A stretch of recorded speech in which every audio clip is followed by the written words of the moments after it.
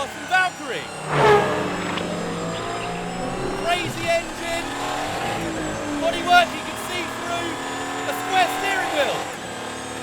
But there's a brand new F1 car for the road that just happens to be 90 years old. The Auto Union Type 52, or Schnellsportswagen. Firing it up, Tomo. Oh, stalled it. A 1930s supercharged V16 F1 racing car for the road. A car Audi Tradition have brought back from the dead. And it's fascinating.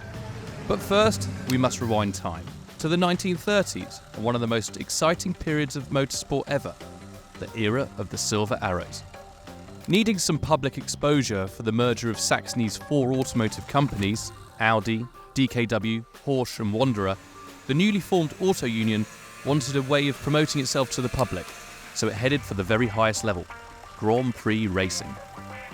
Just like the 2026 F1 season, 1934 saw a big regulation shift. There was a crippling 750 kilo weight limit introduced, meaning the Adrian Newey's of the time had to find ingenious, lightweight solutions, rather than rely on monstrously heavy, powerful engines.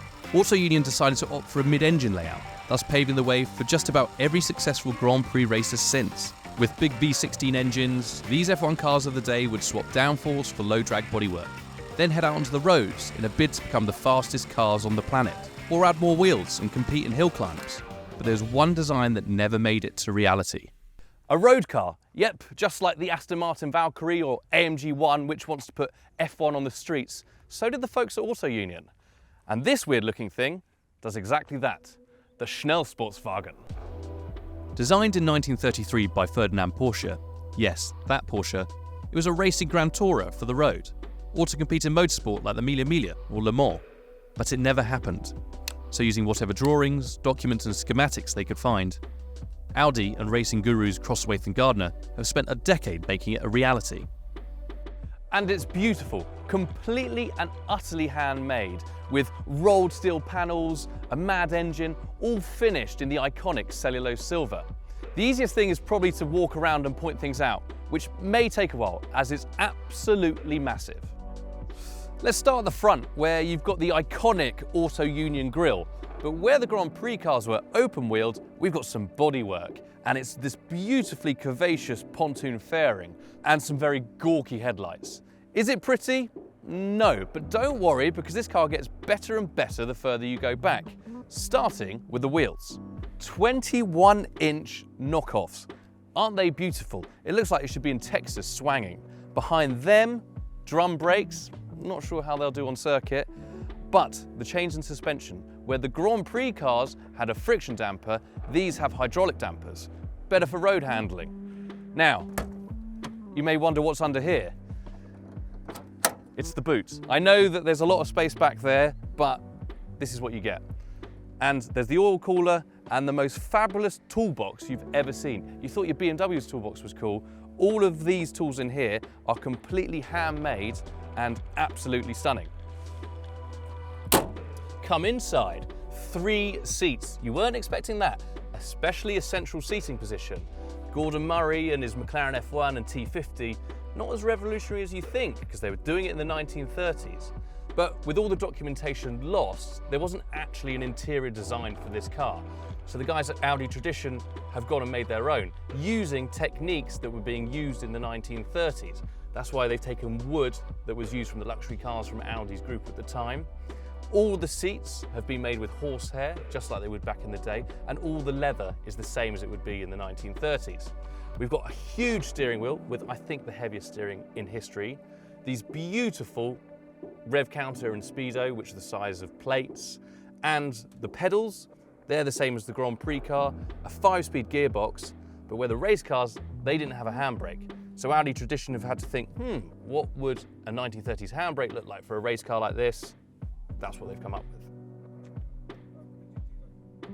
Practicality, something also considered with 2 spare wheels, just like a Dakar car.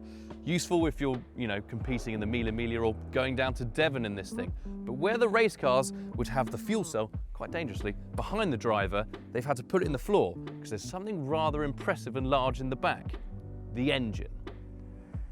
A V16, with a supercharger attached. Look at the size of it, it's massive. 6 litres in capacity with around 520 horsepower.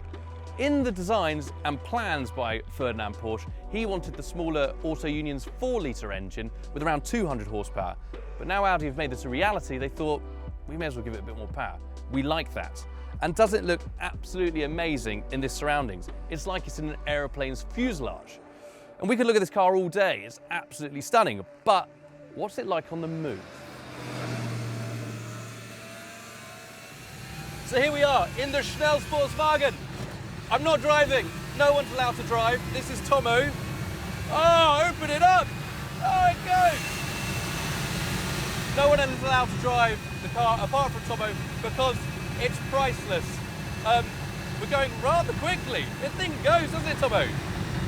Tomo doesn't speak English.